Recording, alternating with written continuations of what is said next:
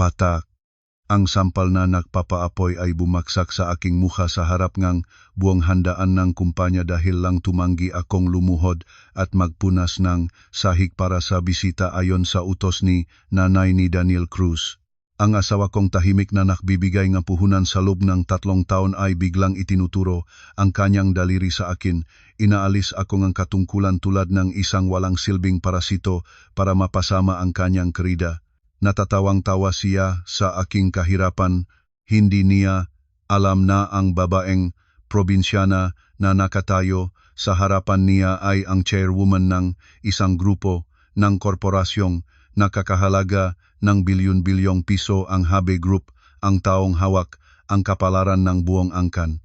Niya, pinunasan ko ang dugo sa aking labi. Malamig na kinuha ang aking espesyal na telepono at tumawag ng isang beses lamang. 5 minuto pagkatapos, natanggal siya sa puwesto. 10 minuto pagkatapos, naipagbawal ang lahat ng kanyang maari-arian. Ang buong pamilya niya ay napilitang lumabas at manirahan sa isang murang tirahan saksi sa pinakamalupit na paghihiganti. Crack, tunog na tuyo at matulis ang napatunog.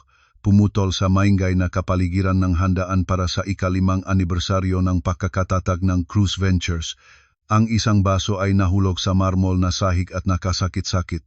Ang makapiraso ay pumailan lang sa ilalim ng maliwanag na makailaw ng chandelier. Ang malawak na bulwagan na puno ng daan-daang mamahaling panauhin ay biglang natahimik. Lahat ng mata mula sa mapag-usisa hanggang sa nagtataka, mula sa nagtatangkilik hanggang sa nagahamak ay nakapako sa sentro ng entablado.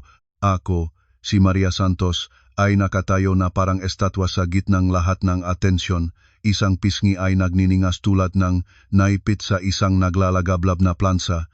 Ang malat at mapait na lasang sariwang dugo ay nagsimulang tumulo mula sa sulok ng aking labi. Itinuon ko ang aking kamay. Pinunas ang manipis na guhit ng pulang dugo sa aking daliri, pagkatapos ay itinigis ang aking mamatang halos mapuno nga luha ngunit hindi natitinag sa lalaking nakatayo sa harap ko. Si Daniel Cruz, ang asawa na isinakripisyo ko ang aking kabataan para maalagaan. Ang taong ngayong umaga ay nag-message pa sa akin na magbihis ng maayos para sa handaan. Ngayon nakatayo siya run sa kanyang berdeng barong, buhok na pinakintap ng pomada, ngunit ang mukha ay pula at baluktot sa galit. Ang kanyang braso ay nakabitin pa sa hangin, nanginginig matapos ang sampal na inialay sa kanyang sariling asawa. Tumahimik ka agad. Sigaw ni Daniel, ang boses niya ay dumadaing sa mikropono. Mangmang na babae. Gusto mong sirain ang okasyong ito. Gusto mong pahiyain ako at ang aking ina sa harap ne lahat ne ngaming magkasosyo. Itinuro niya ang kanyang daliri ng diretso sa aking mukha. Ang mga mata ay pula at marahas tulad ng isang sugatan na hayop. Sa tabi niya ay si Nanay Rosario, ang aking biyenang babae. Nakasuot siyang pulang damit na bulbol, may malaking kwintas na perlas salig, hawak ang isang pamaypay na may balahibo, at sa kanyang labi ay isang ngising punong pag-api at tagumpay. Hindi siya pinigilan ang kanyang anak sa halip. Pinakalabuan pa niya ang sitwasyon sa kanyang masim na boses. Tamang-tama lang ang suntok para magmulat siyang utak. Sinabi ko na nga ang uri ng manugang na probinsyana at walang pinag-aralan, tanging kusina lang ang alam paano niya maunawaan ang mahahalagang bagay. Dala niya rito ay kahihiyan para sa aming pamilya. Isang bagay lang naman magdalangang inumin sa nga bisita hindi pa niya magawa. Tapos nagtatapang-tapangan palaban sa biyenang babae. Suwail na manugang na ito, walang kapalaran ang aming pamilya sa pakuha niya.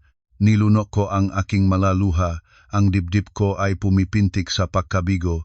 Ang pisikal na sakit ng sampal ay wala kong ikukumpara sa kirot na pumupunit sa aking kalooban.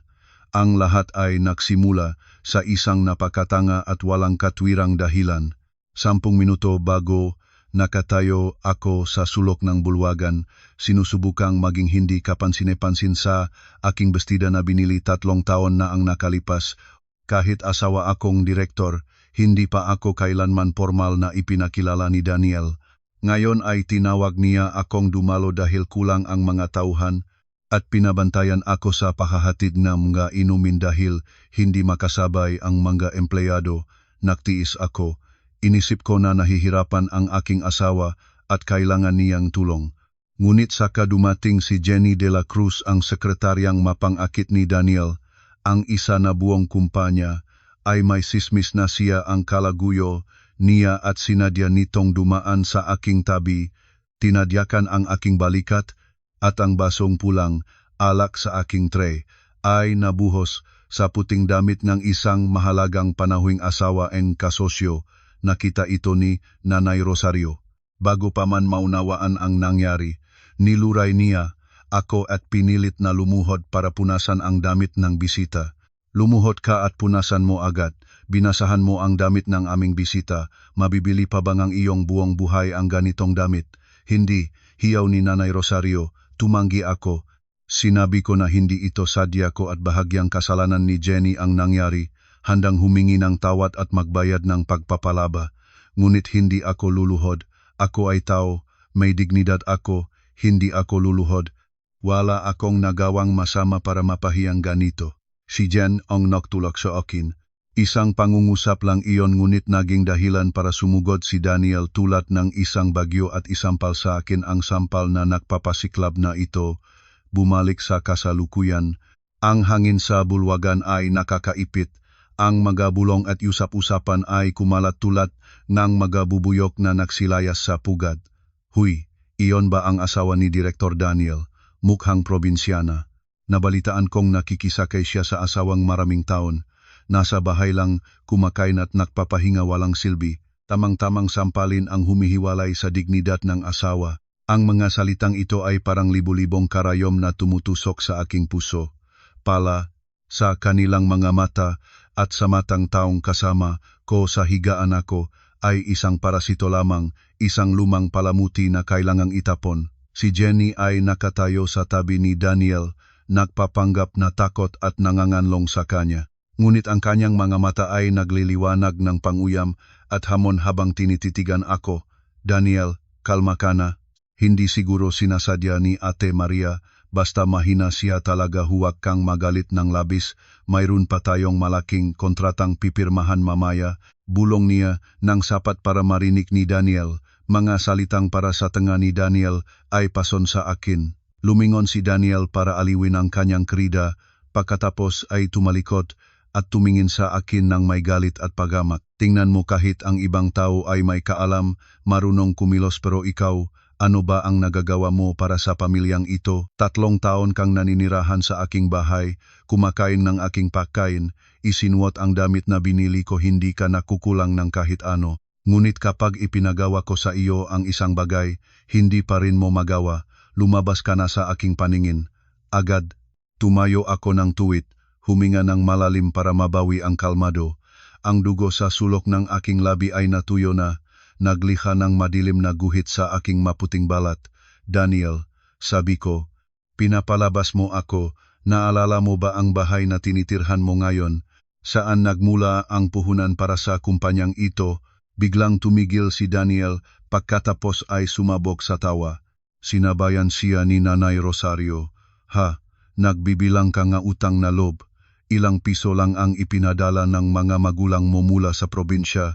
Naibayad ko na iyon ng 10 beses, 100 beses. Sino ka ba sa tingin mo? Kung hindi sa talino ko, sa katalinuhan ng aking ina, maabot bang kumpanyang ito ang ganitong antas? Isa kang daga na nakaabot sa tamang imbakan ng bigas, mapalat na napili mo ako. Huwag kang maniwala sa sarili mong lakas.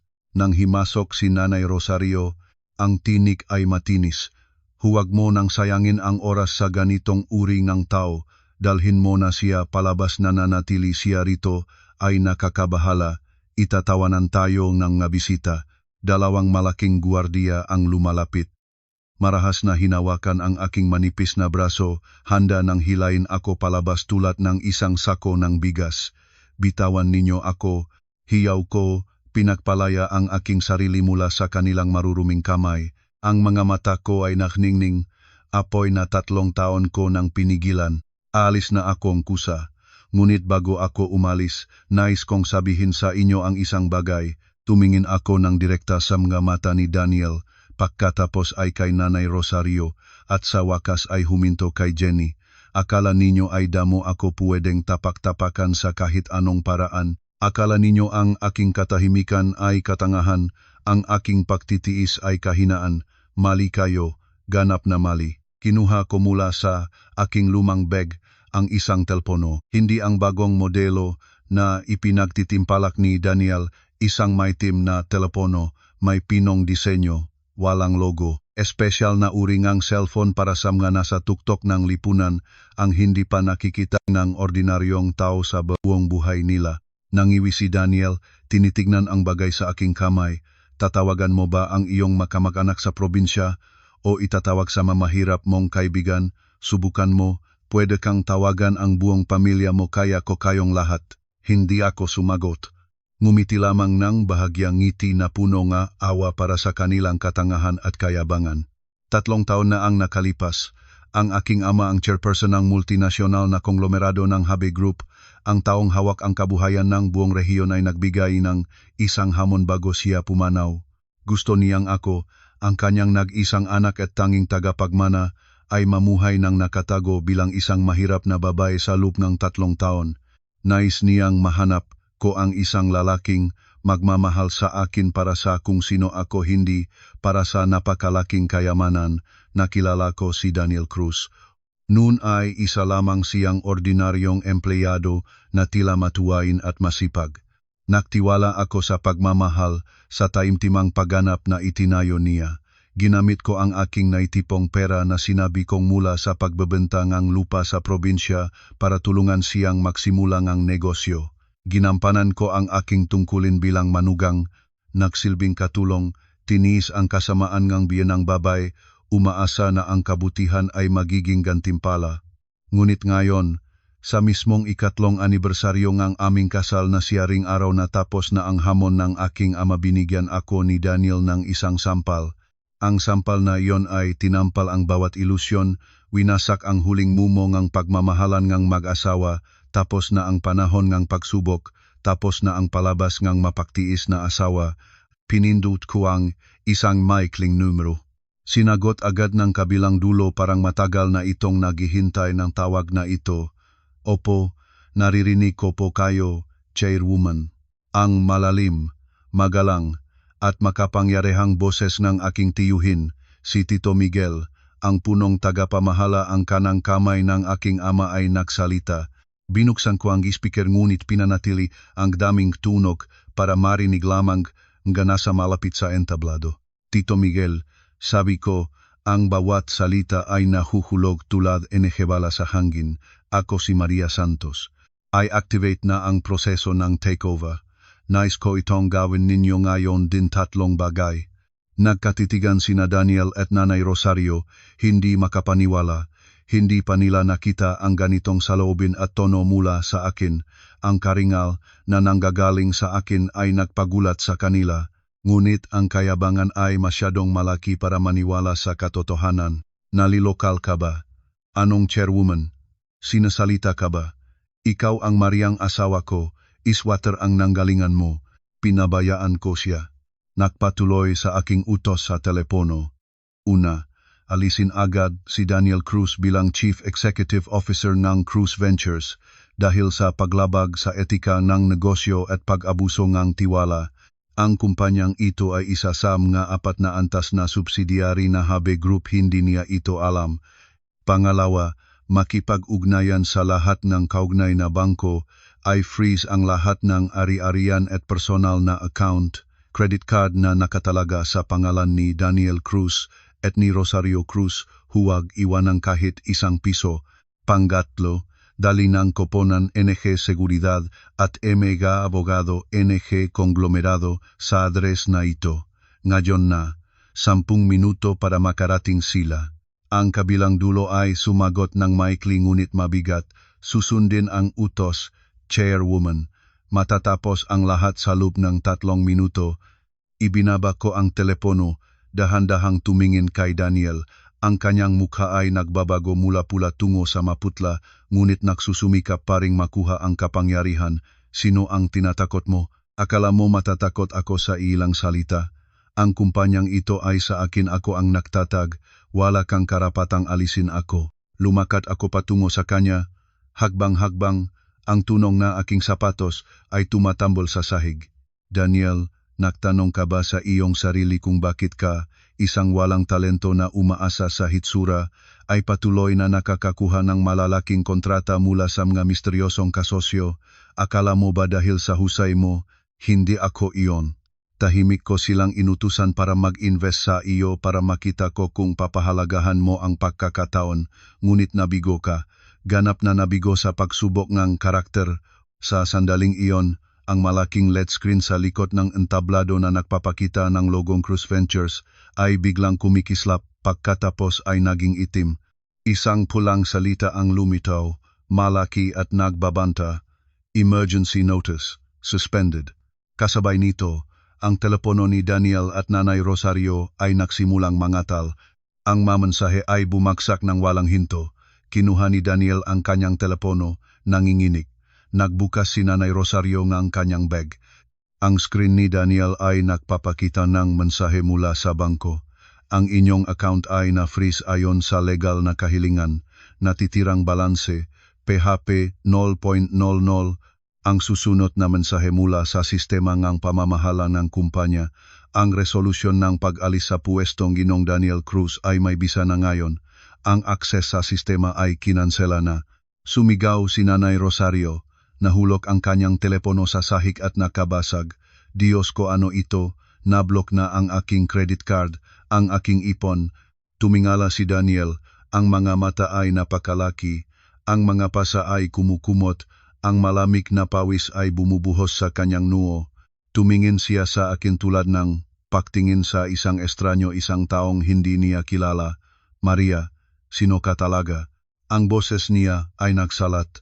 Wala nang pagmamataas na naririnig kanina.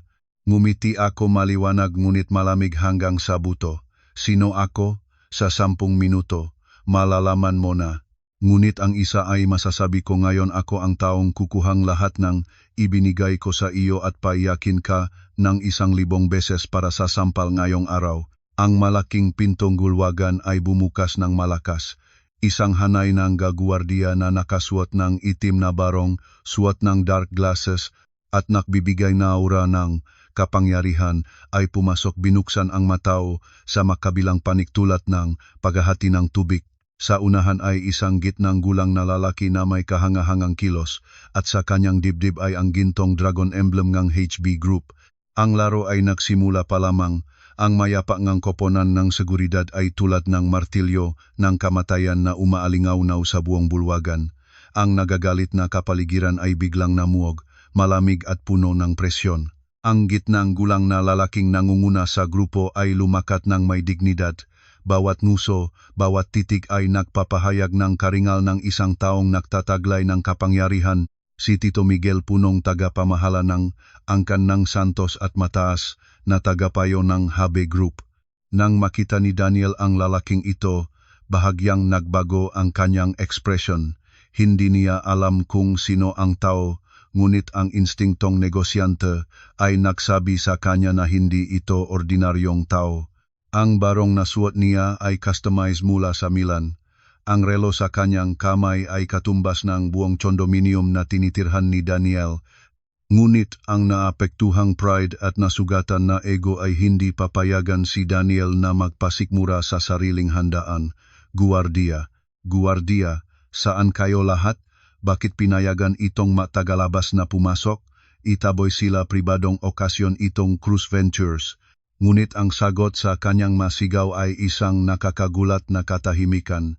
Ang maguwardiyang kinaroroonan, ang mga kanina pa ay nagbabanta na ilabas. Ako ay nakatayo na sa sulok, walang kulay ang mukha. Alam nila na ang mga itim na nakasuot na guwardiyang may salamin ay nasa ibang antas ng profesionalismo. Ito ay mga espesyalista sa seguridad na naglilingkod lamang sa mapangunahing mga leader ng bansa o ang pinakamayamang mga tao.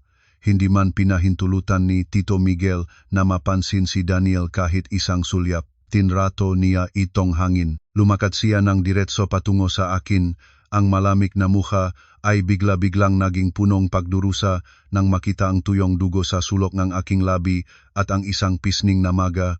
Sa harapan ngang daan-daang magapares ng mata na nakabukas ng malawak sa pagkagulat. Si Tito Miguel ang makapangyarihang lalaking ito ay dahan-dahang yumuko ng 90 degrees, ang pinakamagalang at formal na paraan ng pagbati. Chairwoman, na huling dumating ako, pinahintulutan ko kayong mapahiya. Patawarin ninyo ako.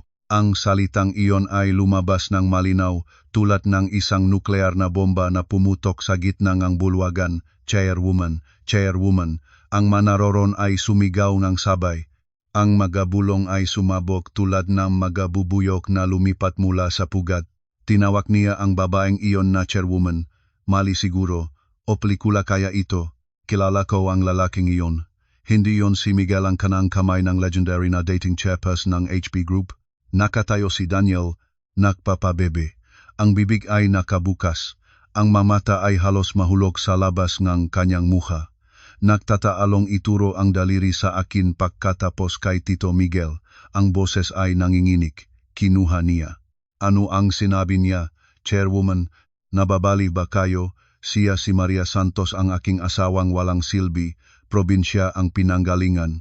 Saan ba siya kukuhang Chairwoman? Si Nanay Rosario, nakarecover na mula sa shock ng pagkablok ng card, ay tumatakbong nakiksawsaw sa pagitan ko at ni Tito Miguel. Naintindihan ko na, naghire kang na artista. Hindi ba? Talaga kang may maraming paraan, gumagastos kang parangayong asawa para lokohin kami? Halika ka rito, ikaw. Magkano ang binayad niya sa iyo? Doble ko ang magbabayad, lumabas ka na at huwag kang bumalik. Habang nagsasalita si Nanay Rosario, inabutan niya si Tito Miguel ngunit bago pa man makarating ang kanyang kamay, isang guwardiya ang humadlang, mahigpit na hinawakan ang kanyang pulso. Aray, masakit, tulong, tinatamaan ako. Ngayon lamang tumingin si Tito Miguel. Inayos niya ang kanyang barong, lumingon sa dalawang ina at anak. Ang kanyang mga mata ay matalim tulad ng talim ng kutsilyo, puno ng pinakamataas na antas ng pahamak at galit. Maging maingat kayo sa inyong masalita at kilos. Kung mahahawakan ninyo ako muli, natatakot ako na hindi na magiging buo ang kamay na iyon. Ang boses niya ay hindi malakas, ngunit ang kapangyarihan nito ay napigilan. Si Nanay Rosario na atras, nagtatago sa likod ng kanyang anak. Nagsenyas ako kay Tito Miguel. Agad niyang naunawaan. Umatras ng isang hakbang, inilipat ang entablado sa akin. Lumipas ang aking tingin sa karamihan, nakita ang mamuha na punong pagkalito at takot, pagkatapos ay tumigil kay Daniel. Ang lalaki ay nagsusumikap na hawakan ang munting pag-asang ito ay isang biro lamang. Daniel, sabi mo nagire akong manga artista. Ngumiti ako ng bahagya. Lumapit sa mesa ng inumin, kinuha ang isang baso ng tubig, uminom ng isang higop para maitapon ang kapaitan at panlasa ng dugo sa aking bibig. Kung hindi ka maniniwala sa salita, maniniwala ka sa mga dokumento. Nagujugan ko si Tito Miguel. Agad niyang sinanyasan ang kanyang katuwang na buksan ang briefcase, kumuhang makapal na portfolio at itinapon ito ng malakas sa mesa sa harapan ni Daniel. Basahin mo iyan. Basahin ng malakas para marinig ng lahat. Kinuha ni Daniel ang portfolio. Nanginginig. Ang maputing pahina na puno ng itim na titik ay sumasayaw sa harapan ng kanyang mamata. Sertipiko ng pagmamay-ari ng shares. Cruz Ventures. Kapitalisasyon na 50 milyong piso. Nagtatag na shareholder HB Group. May hawak na 78% share. Autorisadong kinatawan. Ginung Maria Santos. Naulog ang mga papel mula sa kamay ni Daniel. Lumutang sa saig tulad, enehemagadaon sa taglamig. Lumaksay siya, kailangang dumampi sa gilid ng mesa para makatayo. Hindi pwedeng ganito. Nakatala naman sa akin ang pangalan. Ako ang pumirma ng dokumento. Ang pra ay hiniram ko. Lumapit ako. Ang boses ko ay malamig habang pinuputol ang kanyang pakalito. Hiniram? Hiniram mo sa sino? Mula sa tinatawag mong Angel Investment Fund, hindi ba? Alam mo ba kung sino ang nasa likod ng fund na iyon? Ako. Ang aking pera ang pinalabas para gawin kang manlalarong direktor sa loob ngang 3 taon at ang mapapel na pinirmahan mo, may ugali kang hindi mabusisingam nga kontrata, hindi ba? Sa lahat ng dokumento na pinirmahan mo ay may clause na nagsasabi na isa kang inupahang direktor lamang at ang share na hawak mo ay 2% lamang simboliko. Ngunit ang share na iyon ay na-mortgage na para bayaran ang mga pagkalugi na dulot mo. Sa madaling salita, Daniel Cruz, hindi ka kailanman naging may-ari ng kumpanyang ito. Ikaw ay isang empleyado lamang, isang manyika na pinaasal ko. Ang katotohanang walang awa ay tulad ng isang timba ng tubig na nabuhos sa mukha ni Daniel. Umiling siya ng paulit-ulit, walang kulay ang mukha. Ang pride at self-respect ng isang matagumpay na lalaki na itinayo niya sa mahabang panahon ay biglang gumuho. Nagsinungaling ka, niloko mo ako, babaeng ahas, sigaw ni Daniel, nagsumikap na lumapit sa akin. Ngunit 2 guwardiya ang agad na dumampi, nahawakan ang kanyang mga braso at itinuon ang ulo niya sa mesa. Aray, hiyaw ni Daniel. Nang makita ni Nanay Rosario ang kanyang anak na tinamaan, nagsumikap siyang sumabo ngunit pinahinto rin ng mga guwardiya. Anak, sunog-sunod, nagaway ang manugang, sabihan ng babae. Ninakaw ng manugang ang kumpanya ng asawa.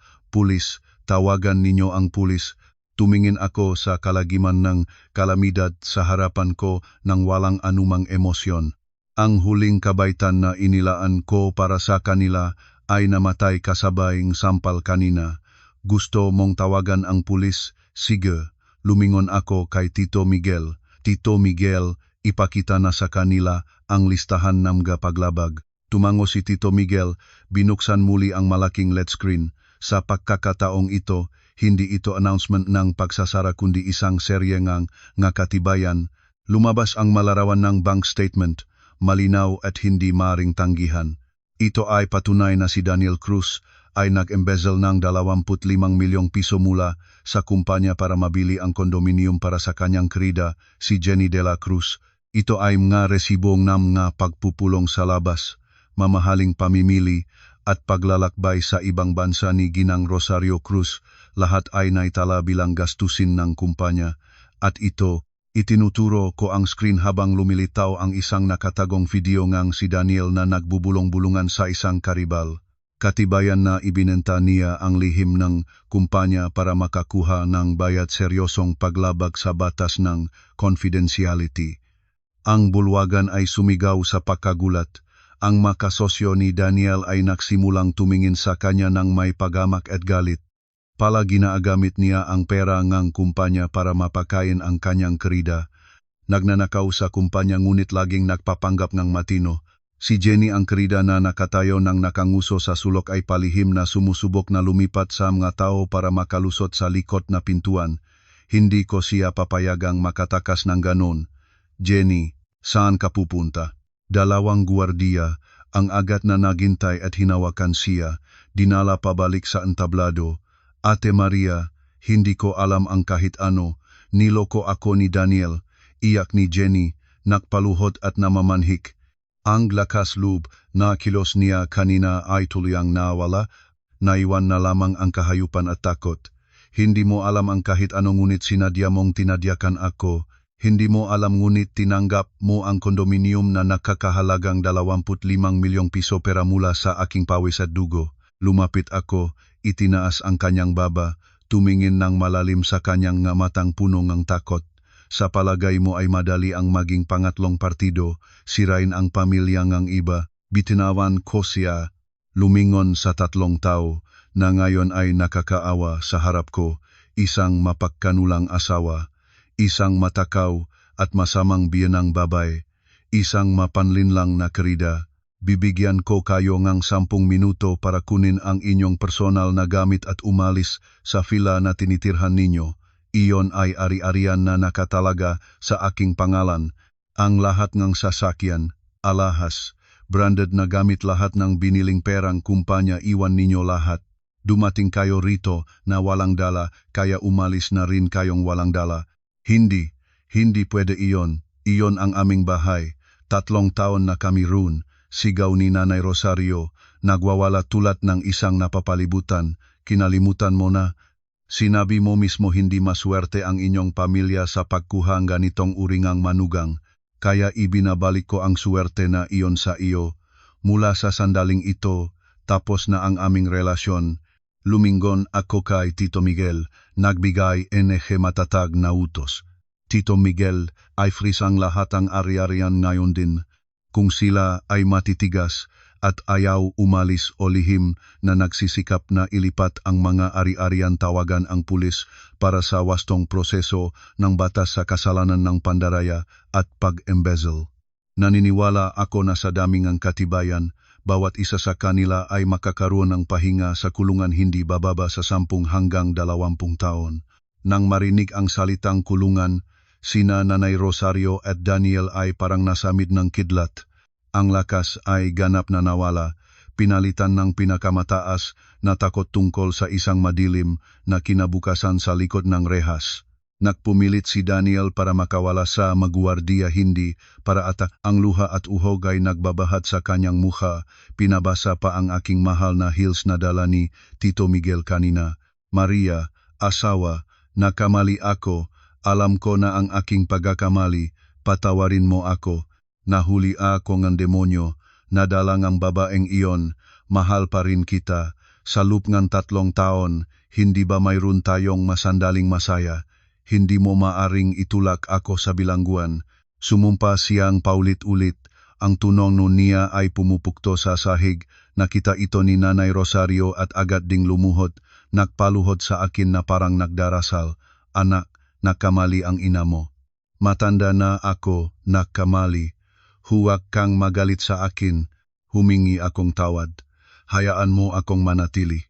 Magluluto ako para sa iyo, huwag itaboy ang ina mo sa labas. Matanda na ako, saan pa ako pupunta? Tumingin ako sa 2 tao na nagpapaluhod sa aking paanan. 10 minuto na ang nakalipas. Sila ang mga mayabang na tumrato sa akin bilang basura, tinampal at pinahiya ako ng walang awa. Ngayon ay nagmamakaawa na silang aking awa. Ang aking puso ay kumikirot hindi dahil sa pagkawa, kundi dahil sa pagkasuklam sa kanilang murang-uringang pagkatao. Hinugot ko ang aking paa mula sa pagkakahawak ni Daniel.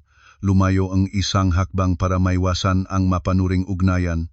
Daniel, Nanay Rosario, mahusay kayong magparamdam, ngunit ang tanging manonood ninyo ay ako lamang, at ako ay pagod na manood. Ang aking kapatawaran ay napakamahal at kayo ay hindi karapat-dapat na mabili ito. Tumalikod ako, hinahampas ang aking kamay bilang senyas sa mga guwardiya. Agad ang maiyak, pakiusap at hiyaw na tumaas sa aking likod. Kasamang ang tunog ang paghihila, ngamgayapa, ay lumakad akong nang diretso patungo sa pangunahing pintuan kung saan isang mamahaling Rolls-Royce Phantom ang naghihintay sa tunay nitong may-ari na bumalik. Ang pinto ang impyernong kasal ay sarado na, ngunit ang pintuan ng paghihiganti at muling pagpapatunay ng lugar ni Maria Santos ay bahagya pa lamang na bumukas, at alam ko 10 minuto mula ngayon, kapag sila ay itapon sa malamig na kalsada na walang dala, ang tunay na bangungot nila ay magsisimula pa lamang.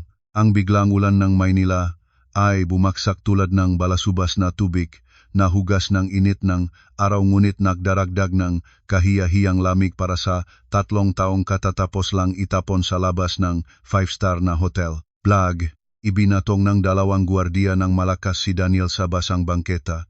Ang kanyang mamahaling barong ay puno ng putik, kulubot tulad ng basahan. Si Nanay Rosario ay natumba rin sa tabi ng kanyang anak. Ang kanyang nakulot na buhok ay nadikit sa mukha. Ang makapal na pampaganda ay nag-agos, halos katulad ng isang clown sa sirkus. Si Jenny naman mas kaawa-awa. Ang kanyang taong damit ay naging kaaway. Pinapalamig siya ng husto habang hinihiyay ng mata ng taong dumadaan. Ang paikot na salamin na pintong hotel ay nagsara sa kanilang likod, nagtatanggal ng 2 mundo. Sa loob mainit na gintong ilaw, malambot na musika, lugar kung saan kararating lang nila bilang mga huwad na elite. Sa labas itim na ulan, maingay na trapiko, malupit na katotohanan ng manawalan ng lahat. Diyos ko, nakakahiya. Bakit ganito ang kapalaran ko?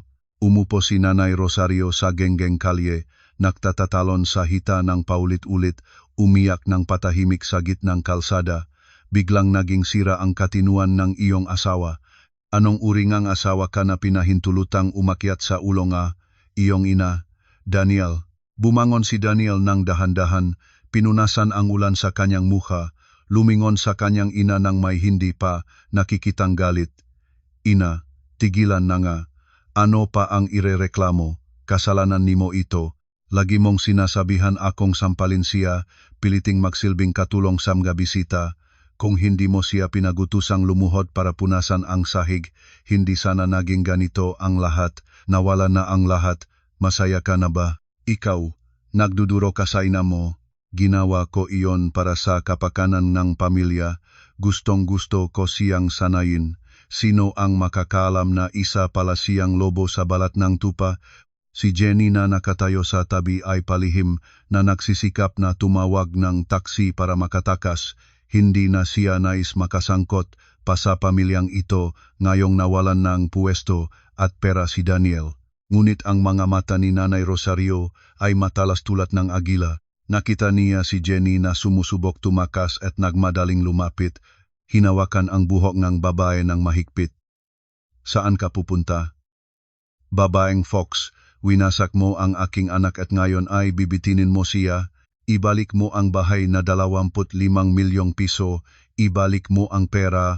Aray, bitiwan ako. Nababalif ka anaba, hiyaw si Jenny habang nagsisikap na makalaya. Voluntaryo nilang ibinigay na iyong anak, hindi ko siya pinilit. Ngayon nawalan na siyang para saan ko pang mananatili dito para mamatay sa gutom. Bitiwan mo ako. Ang 3 tao ay nangaway at naginsulto sa isa't isa sa gitna ng malakas na ulan, lumilikha ng isang trahedyang mapagtatawanan na nagpatili nga nagdaraan. Wala nang kahit anong kakisigan. Ang mapagsamantalang kalikasan, ang pagiging makasarili ay hayagang lumabas noong ang mapribilehiyo ay inalis na. Sa sandaling iyon, ang itim na Rolls-Royce Phantom ay dahan-dahang huminto sa harapan nila. Ang bintana sa likuran ay bumaksak. Nakaupo ako sa LBNG, kotse tuyo. Marangal hawak ang isang baso ng pulang alak. Ang malamig na mga mata ay tumingin pababa sa 3 basang-basa na hayop sa labas. 5 minuto pa, sabi ko, nang mapanatak, ngunit ang boses ay dumadaing kahit sa ulan at hangin. 5 minuto. Darating ang opisyal na grupo NG Enforcement at menega abogado para isialang bidya. Kung hindi kayo magmamadali para kunin ang ilang damit na luma, natatakot akong kailangan ninyong matulog sa ilalim ng tulay ngayong gabi. Pagkatapos, ninanarasan ko ang driver na itaas ang bintana. Ang marangal na kotse ay tumalikot, iniwan ang usok at 3 taong nagtatayo ng tahimik sa takot. Umalis na sa bahay. Kumuha ng gamit, kailangan nating makuha ang mga alahas. Hiyaw si Nanay Rosario, nakalimutan ang pag-away, namimiskot at tumakbong lumabas sa kalsada para bumaling ng taksi. Ngunit walang tao, basang-basa, mukhang galit, at walang pera sa bulsa dahil nablok ang card, at ang bag ay naiwan sa handaan. Walang taksi na huminto para sa kanila. Sa wakas, kinailangan ni Daniel na alisin ang Rolex sa kanyang relo, ang nag-isang mahalagang bagay na natira, para ibigay sa isang motorcycle driver at makiusap na dalhin ang 3 tao sa fila. Ang lumang motorsiklo na nagdadala ang 3 habang nababasa sa ulan ang tumatakbo patungo sa eksklusibong residential area. Si Daniel na nakaupo sa pagitan, si Nanay Rosario na mahigpit na nakakapit sa likod, si Jenny na nakaupong prekaryo sa harap. Ang larawang ito ay kaawa-awa at nakakatawa laban sa larawang dumating sila sa handaan na sinasakay. Ang marangal na sasakyan, ilang oras na ang nakalipas. Nang makarating sila sa pintuan ng fila, isang kahindik-hindik na tanawin ang nakihintay sa kanila. Ang artistikong bakal na pintuan ng Villa No. 168, ang lugar na dati ay tahanan at ipinagmamalaki ni Daniel, ay bukas ngayon. Ngunit hindi para tanggapin ang mga may-ari kundi para itaboy ang kanilang mga naiwan. Isang grupo ng mga nagsusuot ng opisyal na uniforme ng kumpanya ng moving ay naglulunsad ng mga kahon at nagtatambak sa bangketa. Sa maigpit na panggangasiwa ni Tito Miguel at NG Koponan, NG Seguridad, NGHB Group, ano ang ginagawa ninyo? Magnanakaw ba kayo? Tumalon si Nanay Rosario mula sa motorsiklo, nagsumikap na agawin ang isang kahon ng karton. Ito ay magagamit ko ang aking bag, ang aking sutla. Isang mataas na empleyado sa seguridad ay lumabas. Ang boses ay malamig. Ginang, ayon sa utos ni Chairwoman Maria Santos, pinapayagan lamang namin kayong dalhin ang mga personal na pangunahing pangangailangan at mga bagay na napatunayan na pag-ari ninyo bago naglaga ng puhunan si Ginang Santos. Ang lahat na biniling pera ang kumpanya o mula sa magkasamang account na pinapunan ni Ginang Santos ay pag-ari ng konglomerado at isasailalim sa pag-aresto para mabawi ang mga pagkalugi. Ano? Hindi ko maniwala ang iyon. Malinaw na hindi tama. Hiyaw si Nanay Rosario, nagsumikap na lumusot sa tabi ng guwardiya patungo sa loob. Ngunit natumba siya sa pintuan ng sala ang maluwag at maringal na silid kung saan siya dati ay nakaupo at nanunupalak ng sapot habang pinapagalitan ang manugang. Ngayon ay walang laman na ang mamahaling larawan, ang maantigong florera, ang imported na sofa set lahat ay nakatago o nailipat na. Nakaupo ako sa nag-isang natitirang upuan sa gitna ng silid. Sa aking kamay ay isang listahan ng mga ari-arian na puno nga detalye. Dumating ka sa tamang oras. Itinangal ko ang aking tingin kay Nanay Rosario na nakatayo sa pintuan, basang-basa, pagkatapos ay lumingon kay Daniel at Jenny na humihila-hila papasok. Ayon sa aking listahan ng inventaryo, sa loob ng 3 taon, si Nanay Rosario ay gumamit ng supplementary card ng kumpanya para bumili ng kabuuang 30 mamahaling bag, 5 hanay ng diamond jewelry, at gumugol ng 2 milyong piso sa mga spa at beauty clinic. Si Daniel Cruz ay bumili ng 3 sasakyan, 2 kondominium, isa para sa kanya at isa para sa Krida, at nag-aaksaya ng humigit sa 10 milyong piso sa mga kasino sa labas ng bansa. Tinalikop ko ang papel, itinapon ito sa sahig sa kanilang paanan. Ang kabuuang halaga ng utang ninyo sa akin at sa konglomerado ay humigit sa 45 milyong piso. Kahit kunin ko muli ang lahat ng ari-arian ay hindi pa rin sapat para bayaran ang utang. Ngunit bilang paggalang sa 3 taon ng aming pagsasama bilang mag-asawa, natigil ako. Nakita ang sina ng pag-asa sa mga mata ni Daniel. Mabilis siyang lumakad patungo sa akin. Maria, patawarin mo ako, hindi ba? Alam ko na mahal mo pa rin ako. Ituring na lang nating tuition fee ang 45 milyon. Magsisimula akong muli. Dahan-dahan kong babayaran. Hindi ka tama. Tinapunan ko siya ng malamig. Ang ibig kong sabihin ay bilang pagalang sa 3 taon, hindi ko ikokomputa ang interes. Ngunit ang pangunahing utang ay kailangang bayaran pa rin. Itinuturo ko ang tumpok ng basang mga kahon sa labas. Pinapayagan ko kayong dalhin ang ilang lumang damit at lumang kumot na dala ninyo mula sa probinsya noong lumipat kayo rito. Iyon ang tunay na pag-ari ninyo. Ang maeleganteng barong, ang magaun, ang mga branded na sapatos, hubarin na at ibalik lahat dito. Ano? Hubarin? Papahiyain mo ako sa harap ng lahat, hiyaw ni Jenny. Mahigpit na niyayakap ang kanyang sarili. Dahan-dahan akong lumakad patungo sa kanya. Kanina sa handaan, Diyos ninyo indang, ginagamit ninyo ang aking pera para mabili ang mga damit na iyon ang hinihingi ko. Iyon ngayon ay walang karapatang itanong kung tama o hindi. Tito Miguel, tawag ko, magdala ng 3 lumang damit ng manggagawa, pilitin silang magbihis dito agad. Kung may tumanggi, hiwain na lamang ang madamit na iyon. Ang utos ay agad na ginanap. Ang 3 tao ay pinabilisan sa 3 sulok.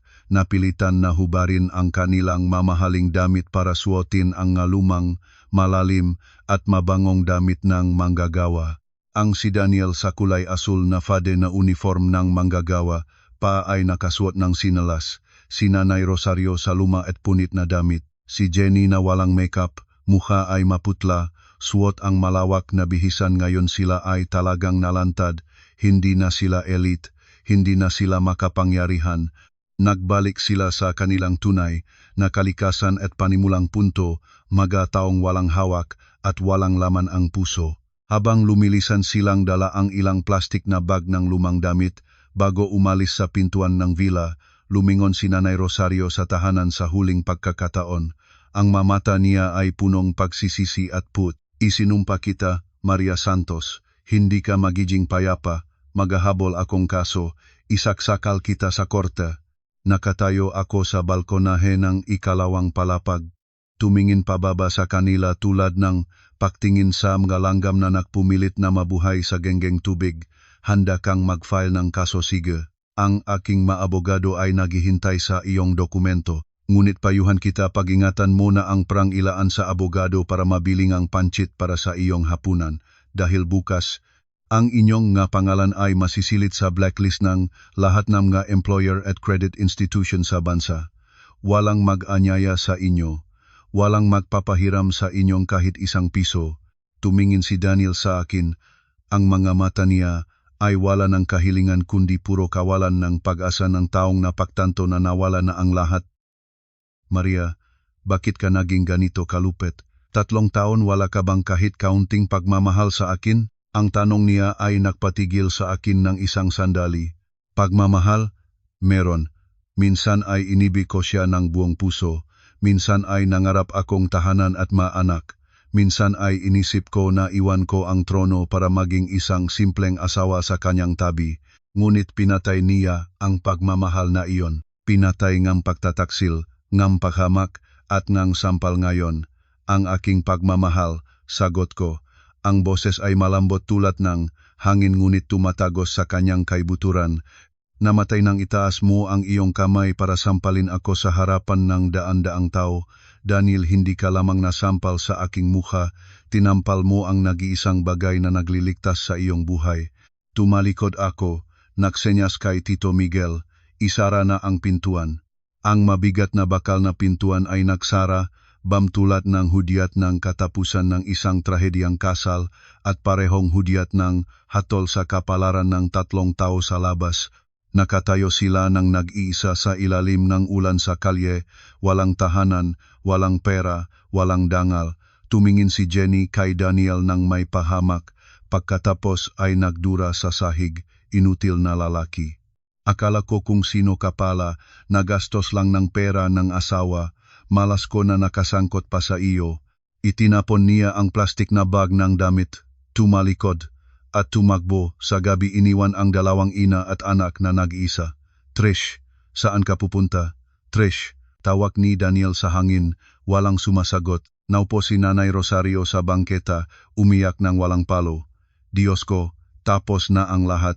Mamamatay na tayo sa gutom. Daniel, nang abalahan mo ang ina mo, sa loop ngang maangat na fila, umupo ako sa pamilyar na sofa ngunit ang pakiramdam ay ganap na naiba, wala ng pagkakagapos, wala ng kailangang bantayan ang ekspresyon ng iba. Ang bahay na ito mula ngayon ay para lamang sa aking sarili. Ngunit alam ko na ang parusang ito ay hindi pa sapat para sa lahat ng nagawa nila sa akin at sa aking mga magulang. Sa bawat pagkakataon na pinagalitan ni Nanay Rosario ang aking pamilya sa probinsya. Kailangan silang matutong aral na maalala nila habang buhay. Isang aral tungkol sa sanhi at bunga na ikukuha nila sa natitirang buhay nila. Nag-vibrate ang aking telepono. Mensahe mula kay Tito Miguel, chairwoman, natakpuan na namin ang pupuntahan nila ngayong gabi. Ito ay isang maralitang boarding house sa labas ng lungsod, ang tanging lugar na nagpapahintulot ng utang sa paupahan. Nandun na ang aming matao. Ngumiti ako, ibinaba ang baso ang alak. Magaling. Hayaan silang maranasan ang lasa ang buhay sa ilalim ng lipunan. Blag, ang bulok at naagnas na kahoy na pintong kwarto na humigit sa 10 metro kwadrado ay tinawit ng malakas ni Daniel ngunit hindi ito bumukas ng maringal tulad ng pintuan ng fila. Tumunog lamang ng iyak tulad ng malapit ng gumuho. Ito ay ang maralitang tirahan sa zona ng Basang Kanal, isang lugar ng pinakamahirap na manggagawa, nakaitanim sa isang piling-piling alay na baha. Ang amoy ng dumi ay pumapailan lang mula sa itim na kanal na kadikit ng dingding kasama ang amoy ng matagal ng amag sa saradong silid na walang bintana nagliliha ng nakakaduwal na kapaligiran. Pagpasok ni Nanay Rosario, bago pa man may baba ang plastik na bag ng damit, agad siyang nakbaling-balik ang tiyan at nagsuka sa pintuan. Diyos ko, anong amoy ito? Dito ba talaga para sa tao? Daniel, saan mo dinala ang iyong ina? Ayaw ko ditong manatili. Gusto ko sa bahay. Gusto ko malambot na unan. Gusto ko mayroon. Nahulog si Daniel ng pababa sa sahig na may batik na tiles, pagod na sumandal sa dingding. Tumingin siya sa kanyang inang nagtatatalon-talon at naging walang buhay ang mamata. Ina, tigilan mo na. Sa oras na ito ay nagrereklamo ka pa rin. 500 lang ang natitira sa aking bulsa. Ito na ang pinakamurang lugar, 15 piso bawat gabi. Kung ayaw mo rito lumabas ka at matulog sa ilalim ng tulay. Ikaw, ganyan mo ba pakitaan ang iyong ina? Nanlaki ang mga mata ni Nanay Rosario, ngunit nang makita ang malaking ipis na gumagapang sa dingding, sumisigaw siya, tumalon sa lumang kahoy na kama na may punit na banig. Ipis, ipis, patayin mo iyon. Diyos ko, bakit ganito ang kapalaran ko? Ang buong gabi ay mahabang bangungot para sa dalawa, walang aircon, walang electric fan lamok na nagtatawag tulad ng helikopter sa paligid ng tainga at ang init na bumubuga mula sa mababang bubong ng yero. Si Nanay Rosario ay umiyak, nagmura sa manugang, nagmura sa tadhana hanggang sa siya ay napagod at nakatulog ng may pakalito. Kinabukasan, ang nagugutom na tiyan ang nagising kay Daniel. Tumingin siya sa palibot sa mapait na silid. Pagkatapos ay tumingin sa maruming damit ng manggagawa sa kanyang katawan. Kahapon lang, nagising siya sa malambot na higaan at inayos na agahan na karoon ng driver na inaayos ang lahat ng pangangailangan. Ang huli at nawiwaling pagsisisi ay nagsimulang pumasok. Ngunit ang pride ng lalaki at galit ay masyadong malaki pa rin. Hindi, kailangan kong makahanap ng paraan.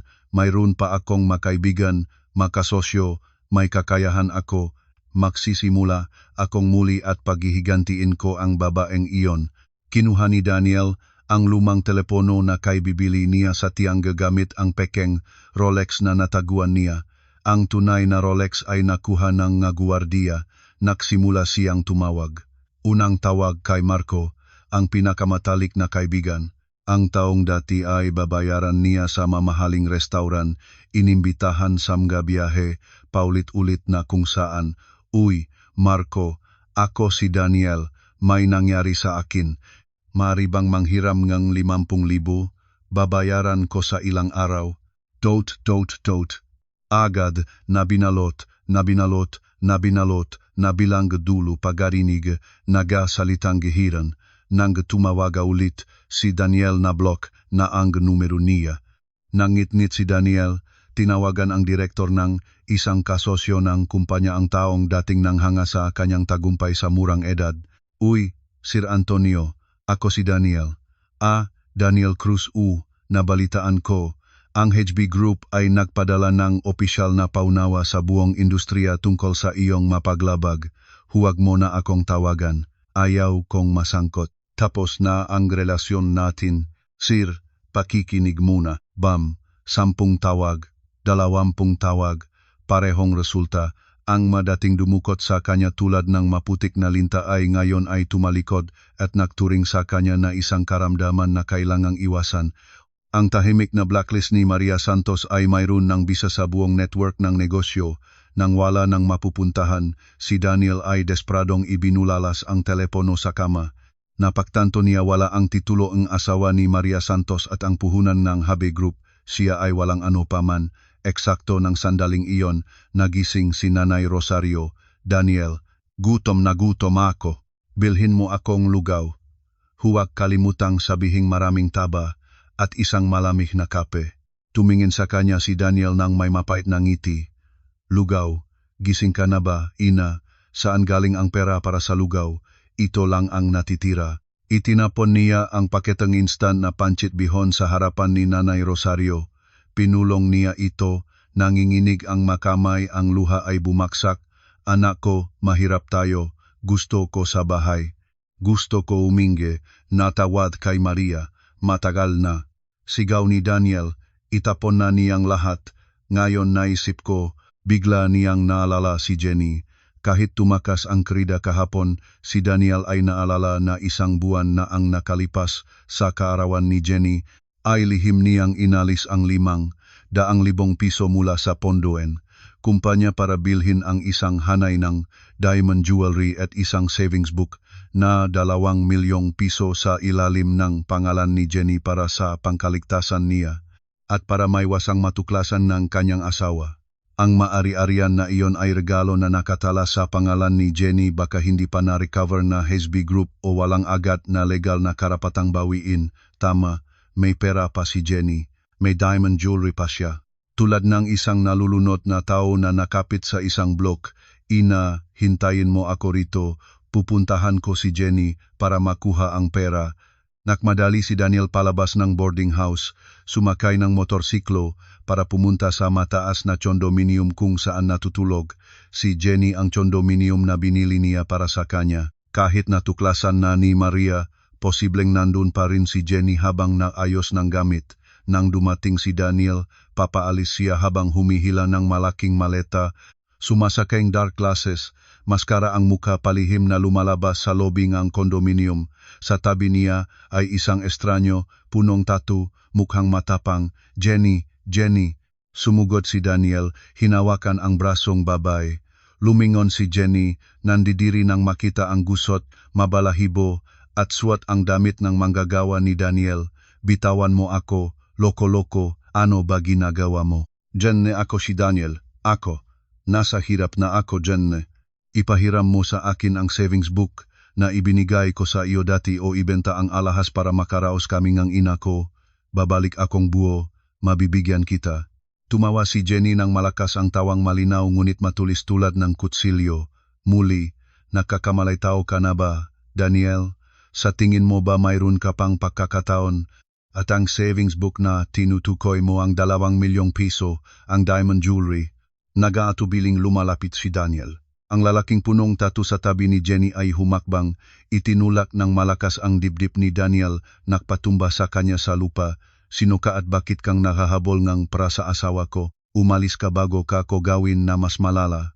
Asawa? Asawa mo? Nataranta si Daniel, tumingin kay Jenny. Naalis ni Jenny ang kanyang salamin, tumingin kay Daniel ng may pinakamataas na paghamak. Ipakilala ko sa iyo si Mike, ang aking magiging asawa, at ang pera at alahas na tinutukoy mo, ipagpaumanhin mo na benta ko na lahat iyon noong nakaraang linggo pa para sa pondo ng aming visa papunta sa ibang bansa. Paalam, Direktong Huwad. Sumakay ang taxi, bumaksak si Jenny. Bago pa isara ang pinto, nagpatikim ng huling puntirya. Oo, ang Rolex na suot mo noon at lagi mong ipinagmamalaki bilang tunay, palihim kong pinalitan ng kopya. Ang tunay ay nabenta ko sa 300,000. Kinain ko na iyon. Paalam, Direktor Peke. Lumaboy ang taxi. Iniwan si Daniel na nakayuko sa mainit na bangketa. Ang pisikal na sakit ng suntok ay wala kong ikukumpara sa kahihiyang ito. Pinabayaan nga asawa, pinagbintangan ng ina, iniwanan ng magkakaibigan, at ngayon ay niloko, binugbog at pinahiya ng krida. Nagtaas ng mukha si Daniel. Gusto sanang sumigaw ngunit ang lalamunan ay nagsikip, walang makalabas na salita. Samantala, sa pinakamataas na palapag ng HP Tower, nakatayo ako sa tabi ng malaking bintana at tumingin pababa sa malayo. Ang lungsod ay tila maliit sa ibaba. Sa aking kamay ay mainit na tsaa na may bulaklak ng kamomile, malambot ang halimuyak, nagpapanatak ng nerbiyos. Pumasok si Tito Miguel, naglatag, NG isang piraso, NG litrato sa mesa. Larawan ng si Daniel na nabugbog at pinahiya ni Jenny, naganap mga 15 minuto na ang nakalipas.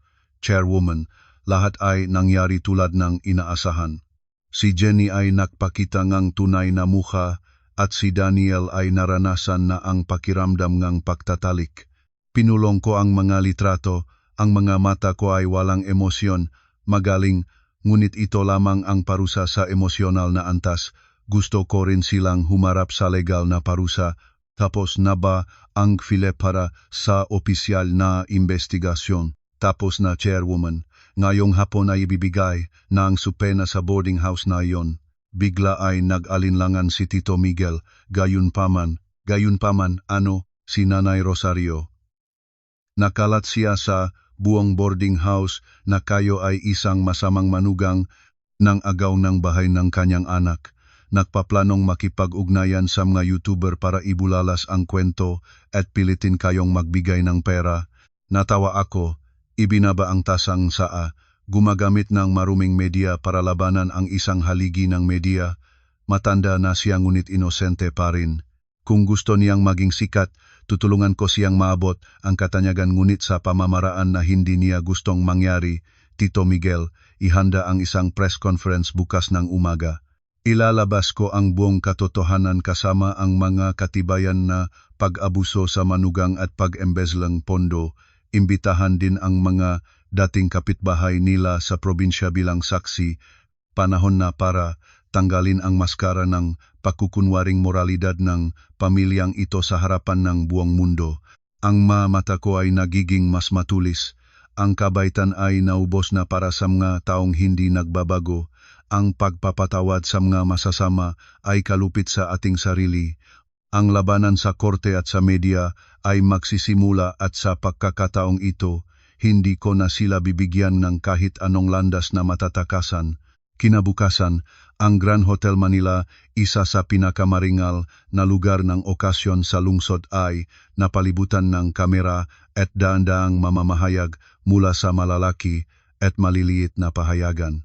Ang balita tungkol sa lihimag pagpapakitang babaeng chairwoman ng HB Group at ang eskandalo ng pagtatakwil ng asawa ay naging pinaka-trending na paksa sa social media sa loob lamang ng isang gabi. Habang maganda at malamig ang loob ng bulwagan, sa labas ng pangunahing pintuan ay nagaganap ang isang klasikong drama ng pag-angkin. Si Nanay Rosario, nakasuot pa rin lumang damit na punit, buhok ay gusot, sadyang may hinaluan ng kaunting putik na kaupo sa gitna ng daan, umiyak ng malakas at sisikat. Sa tabi niya ay si Daniel, may pasa at pasa sa mukha mula sa suntok kahapon hawak ang isang karton na nagsasabing, asawang mayaman, nagpabaya sa pamilya, manugang, itinapon ang biyenang babae sa kalsada. Isang grupo nga, YouTuber at TikToker na naghahanang sensasyonal na balita ay pinalibutan sila at nag-livestream. Kababayan, ibahagi ninyo para sa akin, hiyaw ni Nanay Rosario sa kamera. Tingnan ninyo ako. Matanda na ako at pinalayas niya ako sa bahay sa gitnang gabi. Siya si Maria Santos, ang chairwoman ng HB Group. Mayaman siya ngunit mas malupit siya sa hayop. Niloko niya ang aking anak, ninakaw ang kumpanya ng aking anak. Ngayon ay gusto niya kaming bilhin ng pera para tumahimik. Si Daniel ay nagpapanggap ding umiyak. Mahal ko siya ng toto. Hindi ko alam na siya ay ganun kayaman. Ako ay isang simpleng lalaki lamang. Siya ang may ibang relasyon kaya nilikha niya itong usapin para may dahilan siya para hiwalayan ako ng wasto. Ang mga masamang komento ay nagsimulang lumabas sa livestream. Mayamang babay, malupit talaga, ay boycott ang HB Group. Kikikikikaawa-awa ang lola. Masaya sila. Inakala nila na ang pamamaraan na ito pagsamantala sa emosyon ng publiko ay magpapahinto sa akin. Magagawa akong matakot sa public opinion at magbibigay ng pera para patahimikin sila. Ngunit nagkamali sila. Hindi ako isang sikat na tao na natatakot sa iskandalo. Ako ay isang negosyante at nire-resolba ko ang krisis sa pamamagitan ng katotohanan. Eksakto alas 9 ng umaga, bumukas ang pintuan ng bulwagan. Lumabas si Tito Miguel sa pintuan, hindi pinaalis ang nakakagulat na karamihan. Sa halip, kinuha niya ang mikropono, Ginang Rosario, Ginong Daniel at mga kinatawan ng media. Iniimbitahan kayo ng Chairwoman Maria Santos na pumasok sa press conference. Kung inaangkin ninyong kayo ay biktima, pumasok kayo dito at harapin ang katotohanan ng direkta. Ang katotohanan ay hindi natatakot sa apoy, mangyaring pumasok. Ang hakbang na ito ay nasa labas ng inaasahan ng ina at anak. Balak nilang gumawa ng kaguluhan sa labas para mag-pressure hindi ang pumunta sa loob at harapin ang katotohanan. Ngunit ngayon, daan-daang kamera ang nakatutok sa kanila, pinipilit silang sumunod. Sasali kayo, hindi ba kayo natatakot? Lalaban kami, malakas na sinabi ni Nanay Rosario. Hinila si Daniel, punong lakas na niniwala na ang kanyang matulis na dila ay maaring talunin ang makatibayan. Nang pumasok sila, ang flash ng mga kamera ay kumislap ng walang tigil. Nakaupo ako sa entablado, nakasuot NG puting elegant na barong, kalmado at makapangyarihan. Sa aking likuran ay isang malaking LED screen na daan-daang metro kuwadrado, maligayang pagdating. Matagal na akong nahihintay. Ang palabas, sa labas ay medyo napagod na siguro ang kaming lahat. Huwag kang mag-alburuto, itinuro ni Nanay Rosario ang kanyang daliri sa aking mukha. Ngayon, sa harapan ngang lahat, sabihin mo kung bakit mo ninakaw ang kumpanya ng aking anak. Bakit mo kami itinapon? Ikaw ay walang galang na manugang. Hindi ako agad sumagot. Nagsanyas sa teknikal. Tinanong ninyo kung bakit? Hayaan ko kayong makita ang sagot. Naliwanagan ang LED screen sa likuran. Isang video clip ay pinalabas, mga larawan na kinuha mula sa security cameras na lihim kong ini-install sa loob ng bahay sa loob ng 3 taon na hindi nila alam. Eksena 1, larawan ni Nanay Rosario na nakaupo at kumakain ng mamahal na merienda, ang kanyang paa ay nakataas. Ako nung panahon na yun, 3 buwang buntis sa isang anak na pagkatapos ay inaborto ko dahil sa pagod, ay nakayukot nagpupunas ng sahig. Si Nanay Rosario ay kumakain habang nagtatago ng mga buto sa sahig. Pinipili akong pulutin ang ito, maririnig ang tinik niya sa video, magtrabaho ka ng maayos, parasito ka, pinapakain ka ng aming pamilya, buntis ka nga ba? Nakpapanggap lang na pagod para makaiwas sa trabaho, tumayo ka at magugas ng madamit ko ngayon. Sumigaw ang bulwagan. Ang mga mamamahaya, nakakaawa pa lamang sa kawawa-awang lola, ay nanatiling bukas ang bibig. Eksena 2, lasing na umuwi si Daniel. Nang tulungan ko siya, ay binaksak niya ako sa gilid ng mesa. Lumayo ka. Walang silbing asawa. Iyan ang mukha mong pangmatay. Saan ang pera? Ibigay mo. Walang pera. Umuwi ka sa probinsya at makiusap sa iyong mga magulang. Eksena 3, isang lihimang pag-usap ni Nanay Rosario at Daniel sa saradong silid. Anak, ikuha mo siyang buntis kahit peke. Paano mo planong gawin ang tungkol kay Maria? O humanap ba nga paraan na palabasin siya ngunit siguruhing wala siyang makukuhang ari-arian? Daniel, huwag kang mag-alala. Ina, gumagawa ko ngang mapekeng dokumentong utang. Kapag tamang oras, pipipilit ko siyang pumirma ngang defaults na kasama ang pagbabayad ng utang. Sa oras na iyon, wala siyang mapupuntahan kundi matulog sa bangketa. Natapos ang video sa isang nakamatay na katahimikan ng buong bulwagan. Ang hubat na katotohanan walang takip at kasuklam-suklam ay nailantat ng buong buo. Ang mukha ni Nanay Rosario ay nagbago mula pulang-pula, pagkatapos ay berde, pagkatapos ay maputing-puti. I-edit iyan. Ginawa mong huwad gamit ng AI para masama ang lagay ko. AI kaya. Ngumiti akong malamig. Sobra mo akong inangat, ngunit hindi pa tapos. Pinindot ko ang susunod na slide.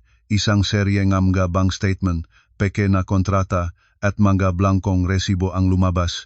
Ito ang pagsasama-samang kumpirmasyon nega pananalapi. Sa loob ang 3 taon, si Daniel ay nag-embezzle ang kabuwang 52 milyong piso inilipat sa mga shadow account at sa account ni Jenny.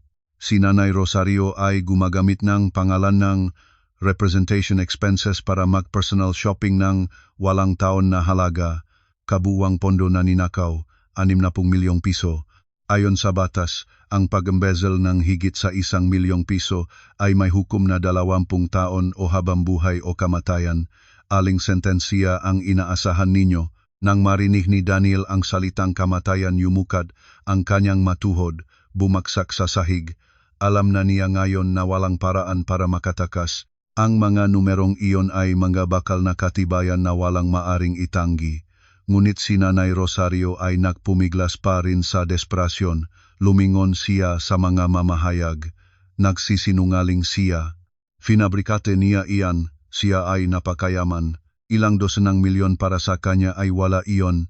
Ibinibigay niya sa amin pera ng asawa ay pera rin ng pamilya ng asawa. Siya ay matakaw at butil-butil kaya nakukuwento sabihin ng babae tulad nito. Ang pera niya ay pera ko. Tumayo ako. Lumapit ng dahan-dahan patungo kay Nanay Rosario. Ang aking presensya ay nagpadiin sa kanya, napilitan siyang umatras. Nanay Rosario, lagi mong sinasabi na probinsyano ako. Ang aking mamagulang ay mahirap kaya, dapat akong magtimpalak sa inyong pamilya. Nakilala mo ba talaga ang aking mamagulang? O narinig mo lang ang kwentong kata ko para subukan ang pamilya mo? Ngayon, mayroon akong isang espesyal na saksi na inimbitahan ko, isang taong kilala ninyo ngunit natatatakutan rin ninyo. Bumukas ang pangalawang pinto.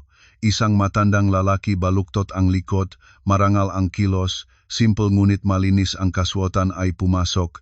Nanlaki ang mga mata ni Nanay Rosario nang makita ang lalaki, si Tatay Ernesto. Si Tatay Ernesto ang pinunongangkan ng krus, ang pinakarespetadong tao sa pinagmulan ng pamilya ni Daniel. Sumandal sa tungkot si Tatay Ernesto, yumaong sa entablado, kumuha ng mikropono, itinuro ang kanyang tungkot ng diretso sa mukha ni Nanay Rosario. Rosario, Daniel, pinahahirapan ninyo ang aming angkan. May mata ang Diyos. Ang Mariang ito ay isang mabuting tao, bawat taon ay tahimik na nagpapadalang pondo para sa pagkukumpuning ang simbahan at tumutulong sa mga mahirap sa probinsya at binayaran pa niya ang lumang utang sa sugal na iniwan ng namatay na asawa mo. Kayo naman, pumunta sa lungsod, nagpalit ng buhay at kinalimutan ang ugat, pumunta kayo sa probinsya, ininsulto ang pamilya bilang maruruming taong bukid. Pinabenta pa ninyo ang lupa ngaming maninuno para sa perang kasiyahan kung hindi si Maria ang tumupat at biniling muli ang lupang iyon, matatapunan ng doser ang mapuntot ng aming maninuno. Lagi mong sinasabing mahirap ang mga magulang ni Maria. Alam mo ba kung sino ang ama niya? Iyon ang taong nagbigayng pondo para itayo ang paaralan at klinika para sa buong baryo natin. Ikaw ay walang utang na loob. Ang matalas na pananalita ni Tatay Ernesto ay tulad ng huling kutsilyo na pinutol ang lahat ng landas ng depensa ng ina at anak. Ang bulwagan ay sumabog sa galit at pagkagulat. Suka, kumain ng taos na kabutihan kabilangin sila sa kulungan. Pamilyang ito ay talaga ngang salot ngang lipunan. Ang mga mamahayag na kanina ay nakikiramay sa kawawaawang lola ay agad na tumalikot ng 140 degrees. Itinuturo ang kamera sa malapit na mukha ngang nahihiyang si Daniel at si Nanay Rosario. Ang makomento sa social media ay agad na bumago, ang bagyo ngang pakondena at galit mula sa netizens ay bumaksak sa kanilang maulo. Hindi na kaya ni Nanay Rosario ang labis na pagkabigla, humawak sa kanyang dibdib at natumba. Nagsusumamang bula sa bibig. Walang lumayo para saluhin siya kahit si Daniel. Naupo si Daniel, para bang walang buhay na katawan. Tumingin siya sa akin, ang mga mata ay hindi na nanghihingi kundi takot na takot sa isang babaeng kanyang dating akalaing mahina. Tumingin ako sa kanila, ang puso ko ay gaan. Walang kasiyahan ng nagwawagi, isang katahimikan lamang ng pagpapatupad ng katarungan. Tapos na. Sa sandaling iyon, ang tunog ng sirena ng pulis ay umaling-aungaw sa labas ng hotel. Isang grupong nga pulis na naka-uniforma ay pumasok, hawak ang waran ng pag-aresto. Ginoong Daniel Cruz, Ginang Rosario Cruz. Mayroon kaming warrant ng pag-aresto dahil sa pag-embezzle at pandaraya. Makisamahan kami pabalik sa aming himpilan. Ang malamig na tunog ng maposas. Click-click. Dinala ang si Daniel. Ulo ay nakayuko nang hindi nangangahas tumingin. Nang gumising si Nanay Rosario, nakita ang mga pulis at nagwala, hiyaw ngunit dinala rin ng walang awa. Nakatayo ako roon. Tinanaw ang kanilang matalikot na nawawala sa likod ng pintuan ng fan. Ang flash ng mga kamera ay patuloy na kumikislap ngunit alam ko na ang palabas ng buhay nila ay permanenteng lumubog sa kadiliman ng kulungan. Lumingon ako kay Tito Miguel, banayad ng gumiti. Tito Miguel, pag-uwi na ang press conference, marami pa tayong trabaho para muling ayusin ang kumpanya. lumabas ako sa bulwagan sa gitna ngang pagtatangkilik at paggalang ngang lahat. Ang mahina at takot na Maria Santos ng kahapon ay patay na. Ngayon ay si Maria Santos lamang ang babaeng matatag, nagsasarili, at hindi kailanman yuyukod sa kasamaan. 3 buwan pagkatapos, sa detention center na nakalagay sa gitna ng ilang bundok, walang handaan na may ala, walang maliwanag na chandelier. Ang mundo ni Daniel Cruz ngayon ay nakaimbak sa 4 na puting pader ng semento at isang pula-puting makipot na damit. Klang, ang tunok ng kampanilya na nagpapahiwatig ng oras ng pagkain ay tumunok ng matulis. Si Daniel ay dahan-dahang pumila, ang maputik na plastic bowl ay nanginginig sa kamay niya, namumutla siya, ang mga pisngi ay nangalupkop, ang mga mata ay malalim at madilim dahil sa paulit-ulit na insomnia. Bilisan ang paa, ikaw, sa palagay mo ba ay direktor ka pa na naglalakad sa opisina?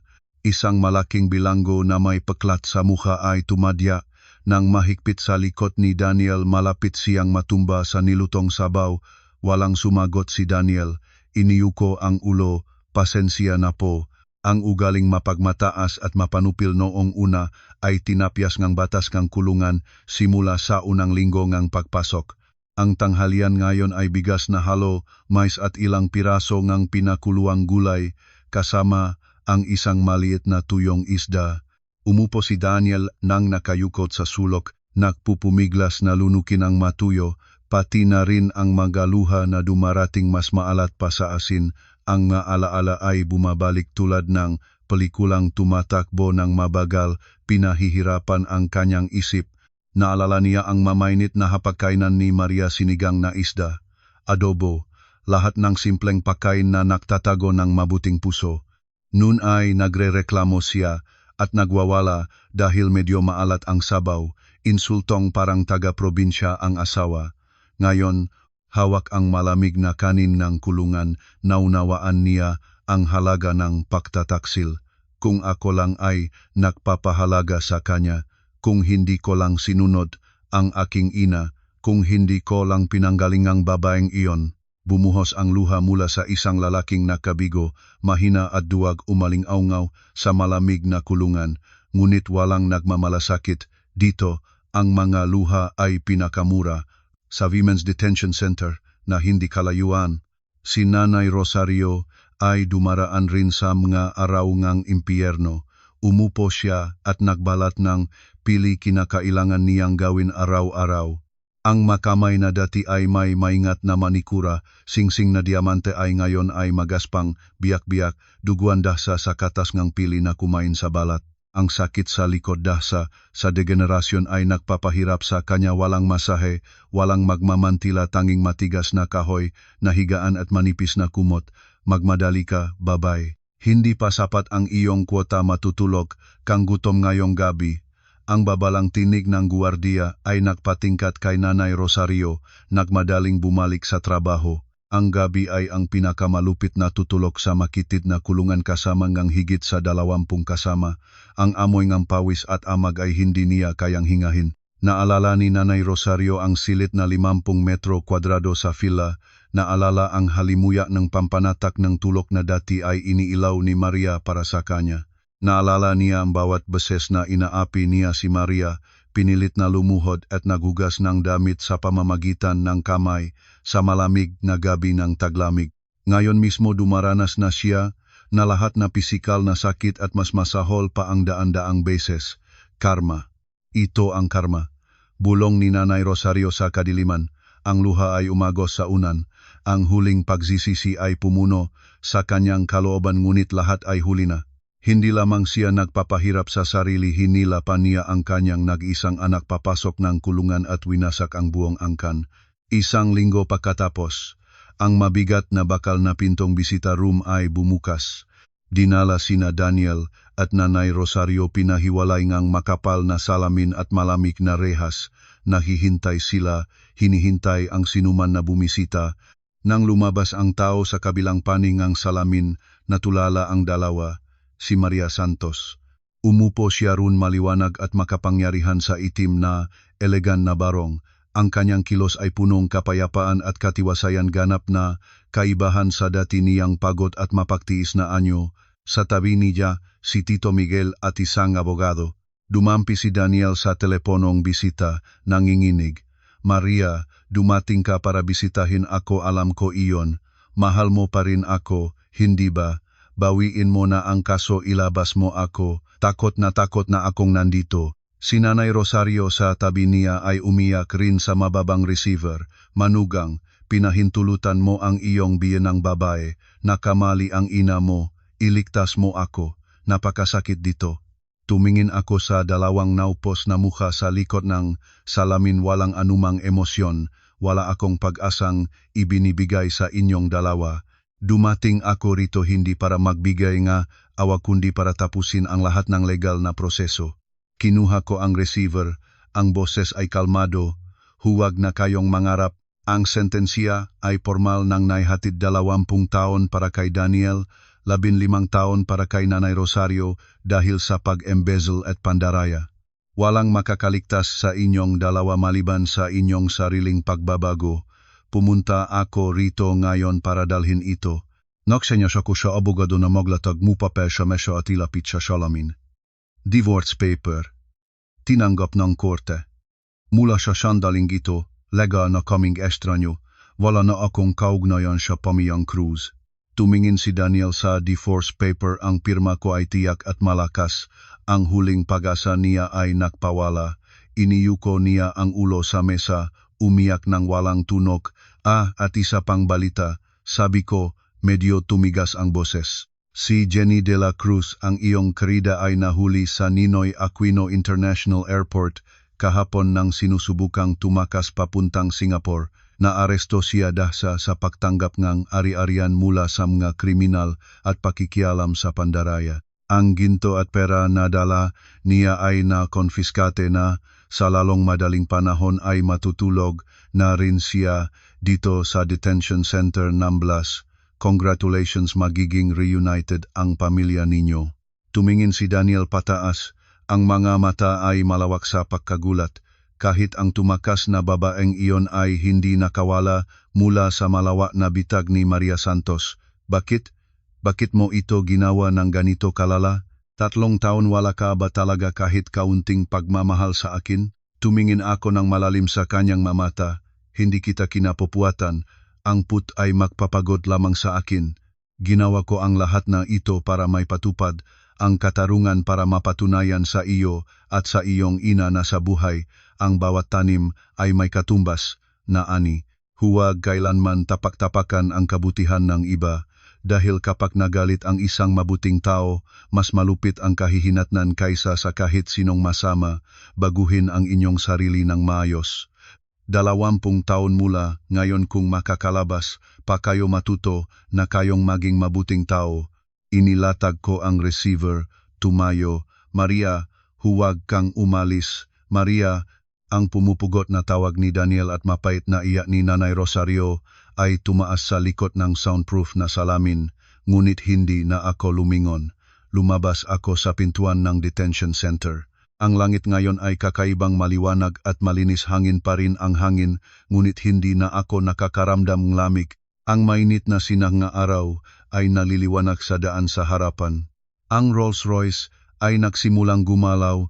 Dinala ako pabalik sa lungsod, pabalik sa Habe Group, kung saan patuloy akong mag-ambag at magtatayo ng mamabuting bagay.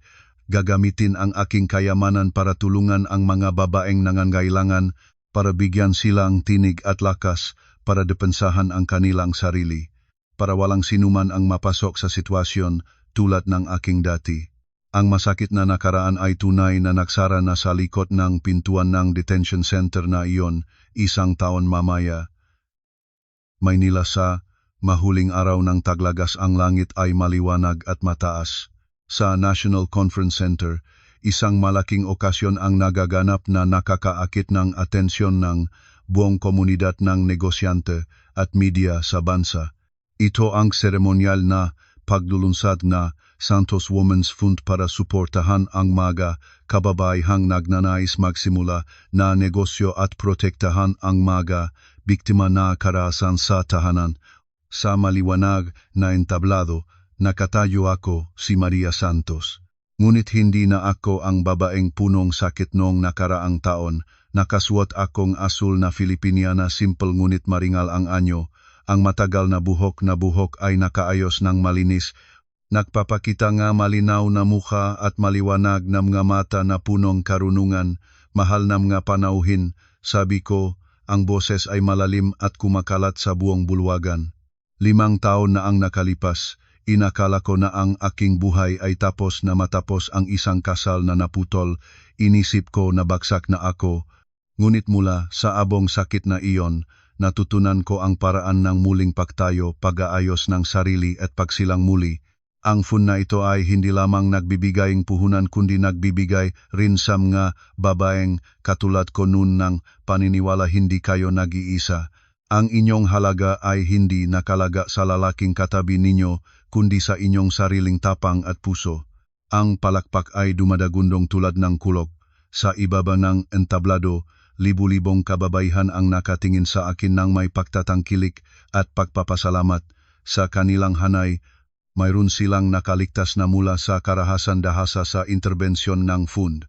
Mayroon ding lumago mula sa wala dahasa sa pagpopondo ng HB Group. Sa pagtingin sa kanila na masaya, ang puso ko ay napuno ng emosyon na mahirap ilarawan. Ito ang tunay na kaligayahan, hindi ang mga walang buhay na numero sa account ng bangko kundi ang kakayahang baguhin ang kapalaran ng matao. Pagkatapos ng seremonyo, bumalik ako sa presidential office sa pinakamataas na palapag ng HP Tower. Pumasok si Tito Miguel. Hawak ang manipis na folder, medyo malungkot ang anyo. Chairwoman, may balita mula sa detention center ng Blas. Itinigil ko ang aking ballpen. Tumingin sa kanya, kalmado ang puso ko. Sabihin mo, Tito, pumanaw si Ginang Rosario Cruz ngayong umaga.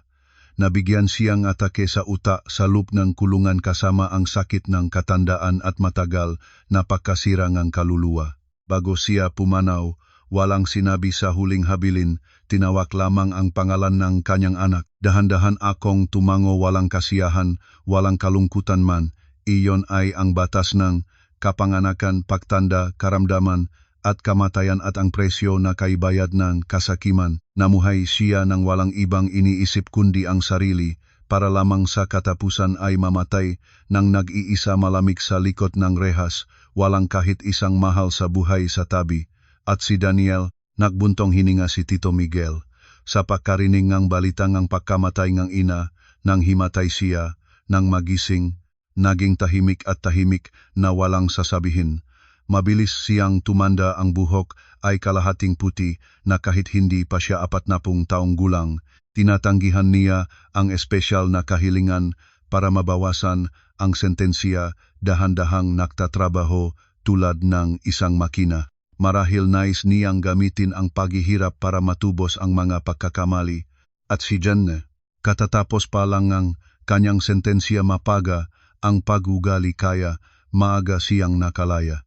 Ngunit nabalitaan na tumakas siya ng malayo, lumipat sa ibang lugar, hindi na nangangahas na bumalik sa lungsod na ito dahsa sa takot sa tsismis. Isinara ko ang folder, itinabi, ang mga panggalang iyon, ang mga taong iyon, ngayon ay mga malinaw na alaala na lamang, maliliit na itim na tuldok sa makulay na janwas na aking buhay. Alagaan ang pag-ayos ng libing ni Ginang Cruz ng maayos. Kahit papaano, dating biyanang babae ko siya, ituring natin ito na nagaambag sa mabuting gawa. Opa, ang chairwoman ay laging mabait ang puso. Ngumiti si Tito Miguel, puno nga pagmamalaki. Nagmaneho ako pabalik sa isang tahimik na monasteryo, sa isang bundok na mahangin at puno ngang pino. Dito ay nakalagay ang abo nga aking ama. Nagsunog akong isang insenso, nakatayo sa harapan ng larawan ng ama. Sa larawan, siya ay ngingiti pa rin. Ang mga mata ay parabang laging sumusubaybay at nagbibigay ng lakas sa akin. Tatay, nagawa ng inyong anak. Bumubulong ako. Hindi lamang pinangalagaan ang negosyong iniwan mo na buhay ng marangal, ng matino at walang kahiya-hiya sa konsyensya. naunawaan ko na ang iyong layunin sa pagbibigay nga hamon na 3 taon na kahirapan. Gusto mong maunawaan ko ang pusong tao, ang halaga ng pera, at higit sa lahat ang pagpapatibay ng aking determinasyon.